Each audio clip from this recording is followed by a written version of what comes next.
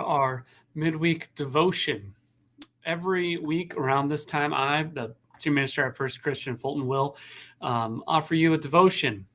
And this week, it's on the theme of the week, Holy Week, particularly how Palm Sunday gets us ready for everything else.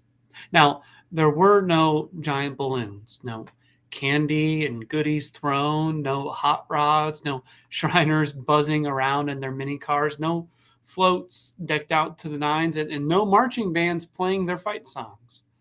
As far as parades go, it wouldn't have been overly impressive. A small, young, humble donkey, that's what he rode into the city. That's how he presented himself to the world, as one who gives up authority, power, and stature. He emptied himself completely, not just in condescending his glory by being born like one of us, and not just in his death that will come at the end of the week. He did it through his life, including as he paraded into the city. Of course, even though he presented himself this way, he was welcomed like a conquering hero. Coats and palm branches aren't just quaint things people had on hand, but they recall when someone last led people, the people, to overthrow foreign interlopers and oppressors. It was a recollection of the last time they won a military victory, and the crowd laid those palms and coats down to indicate what they thought he would do for them. And their shouts give it away too. Save us! The next great king like David, save us. The crowd wanted what we all want. Someone to take charge and fix our problems. Someone to utilize right-handed direct power to force change to a system to benefit us. Someone to solve all the things we view as wrong in the world. And if it benefits us, that'd just be a bonus. That'd be okay too.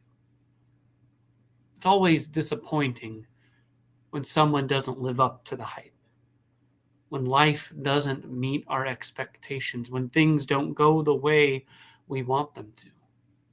I don't know about you, but I have a really hard time changing plans, particularly when I forget to tell my wife the plans I made in my head. So it should come as no surprise the crowd turns on him later when he doesn't do what they think he should. We do the same. And this crowd was already frenzied when he rode into town, and that didn't dissipate as the week went on. It just shifted focus. The people trying to get rid of him were masters of manipulations, but the crowd turned because they were ready to. Pilate did his part. The leaders did their part.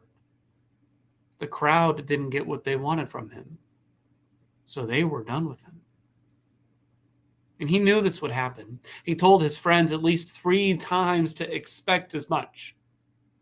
Maybe that's why he seemed so serene as he made his way into town. Serene probably isn't the right word. Determined, resolute, resolved, ready to face the week to come. The last meal with his friends, the night of pain and trial, the day of suffering and shame, the afternoon where it all seemingly ends. What starts with a humble yet glorious parade will end with a shout and a cry, seemingly. Thanks for joining me for this week's devotion. I hope it got you ready for what's to come in Holy Week. You can join us tomorrow, Thursday night, and Friday night at 6:30. We're going to gather for worship in person and online here on Facebook or YouTube. And you can join us for Easter morning as we celebrate Jesus' resurrection too, 10:30 in person or online. We hope to see you then, but if not, our benediction's the same as always. God be with you till we meet again.